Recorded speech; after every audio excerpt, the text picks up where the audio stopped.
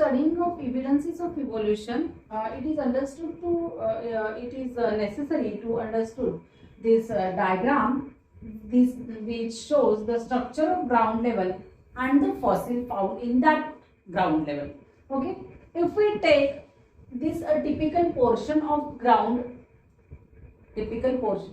level on the, if we go on digging on the soil surface, initially on the upper surface of soil we can find the fossils of bird and rabbit.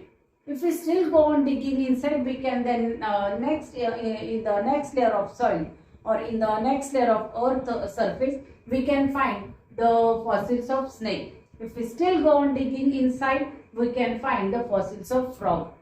Inside that, we can find the fossils of fish. If we still go on digging inside the earth, we can find the fossils of starfish and snail. So this diagram shows you that initially the starfish and snail were formed in the water, and as the evolutionary changes were going on happening, then the starfish and fish changed to fishes. Fishes were developed. These fishes, as per their need of water requirement, their habit to come on the land, the fishes changed some body structure and the frogs were evolved. As the frogs were living on the earth and in the water, those are called as the amphibians, as you know. Amphibians, when living on the earth and water, they still go on changing their certain structures, and then the snakes and the animals like the, we can say the dinosaurs were formed, the creepers were formed, and after that these snakes and these all other animals goes on changing, and the four-legged creepers were formed.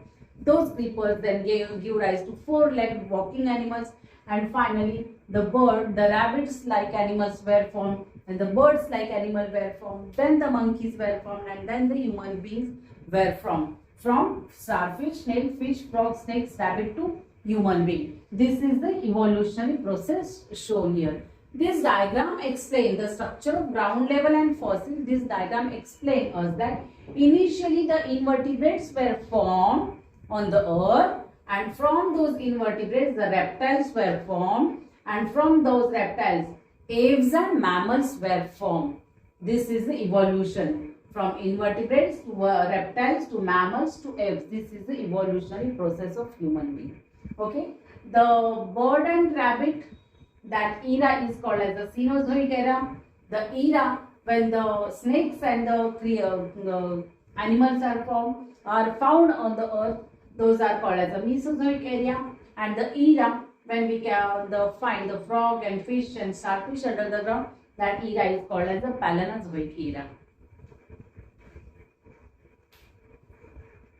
बोर्डवरती काढलेली ही आकृती जी आहे ती आपल्याला structure of ground level and fossil याची information देते. Okay, या आकृतीमध्ये तुम्ही बघाल एक चौकोन बॉक्स काढलेला आहे, त्याच्यामध्ये मी काही नावं लिहिलेली आहेत.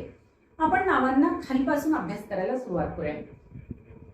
याचा अर्थ असा आहे या आकृतीचा की जमिनीच्या खालील वरच्या पृष्ठभागामध्ये आपण जर खणत गेलो तर सगळ्यात पहिल्यांदा जर आपल्याला कुठले फॉसिल भेटले असतील तर ते भेटले आहेत बर्ड आणि रॅबिटचे. इव्होल्युशनचा स्टडी करत असताना शास्त्रज्ञांना जमिनीच्या वरच्या भागामध्ये, मातीच्या वरच्या भागामध्ये त्यांना फॉसिल सांगाडे मिळाले, ते पक्ष्यांचे आणि सशासारख्या अॅनिमलचे सांगाडे किंवा ठसे मिळाले असं आपण म्हणूया.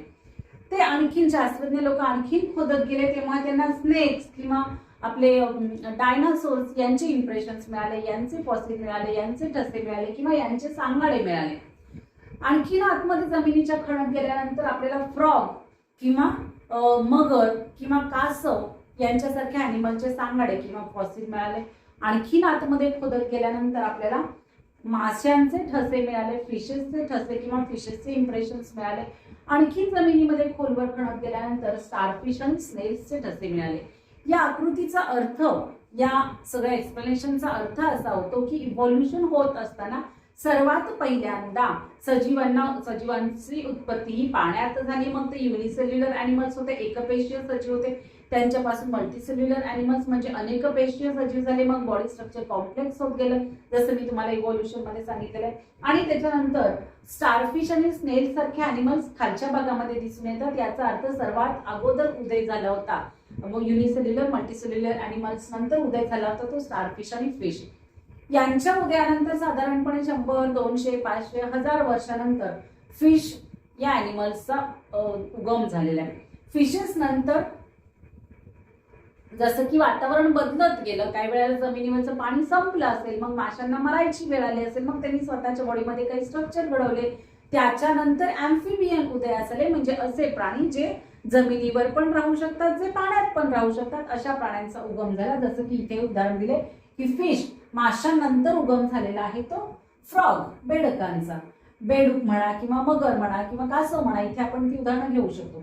त्याच्यानंतर यांच्यानंतर सलग जमिनीवर 24 तास अनेक वर्ष राहू शकणाऱ्या अॅनिमल्सचा उगम झाला.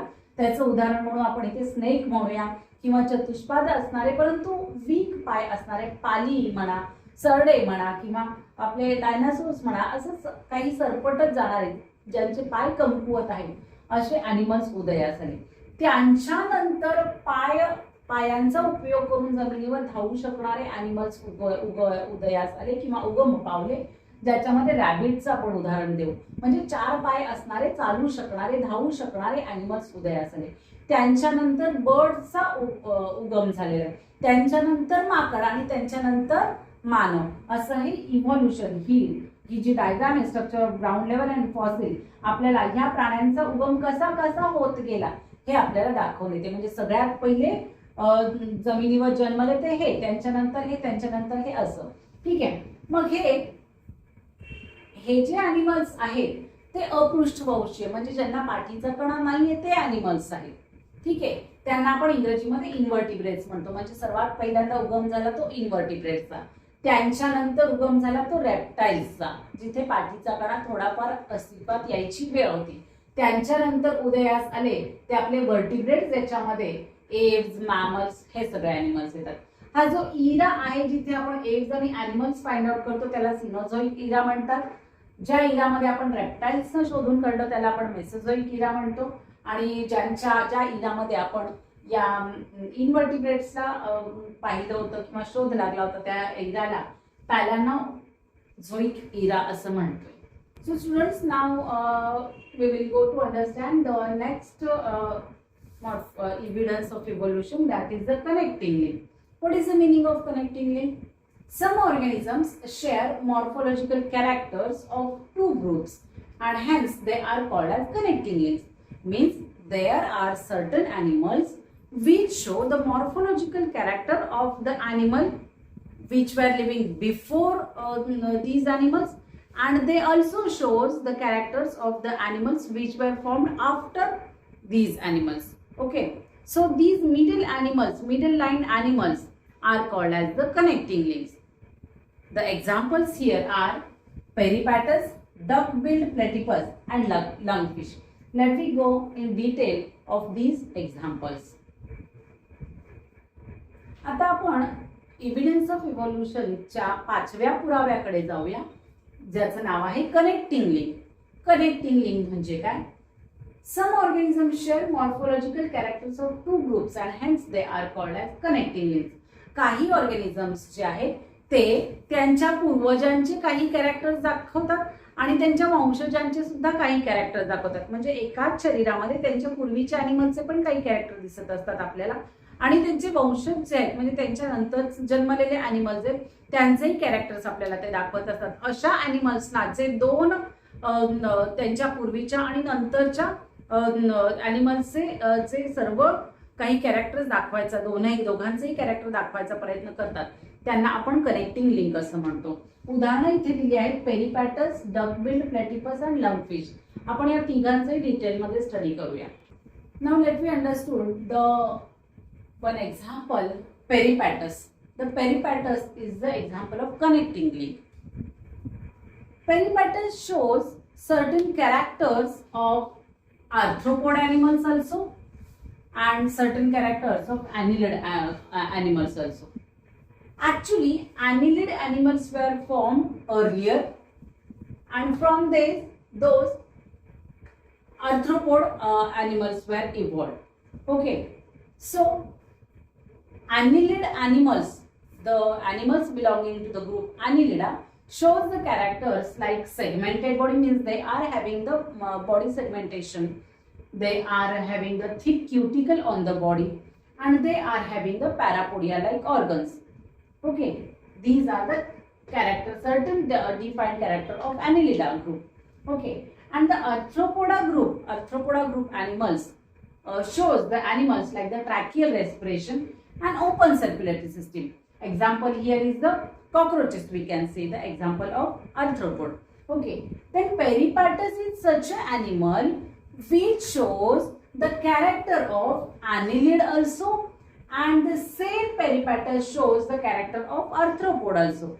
So peripatus is called as the connecting link between the annelid and arthropod. What does the peripatus shows then? Then this peripatus shows these characters. Segmented body is also present here. This peripatus shows thin cuticle on the body. This peripatus shows the parapodia like organs in its body. And the same peripatus also shows the annelid characters, like the peripatus is having the, shows us the tracheal respiration also, and it also shows the open circulatory system. So as annelid characters and arthropod character, those are combined in this peripatus. Means peripatus shows annelid character also and arthropod character also. So peripatus is the connecting link between the annelids and arthropods. आता पेरिपाटस जे आहे ते एक उत्तम उदाहरण आहे आपल्या connecting link या एव्हिडन्स ऑफ इव्होल्युशनचं. पेरिपाटस काय करतं? पेरिपाटस उदयाला यायच्या अगोदर त्याचा पूर्वज होता अन्निलिडा ॲनिमल, आणि पेरिपाटसचा जन्म झाल्यानंतर पुढील काही वर्षांमध्ये आपल्याला आर्थ्रोपोडा ॲनिमल्स सुद्धा दिसत आहेत.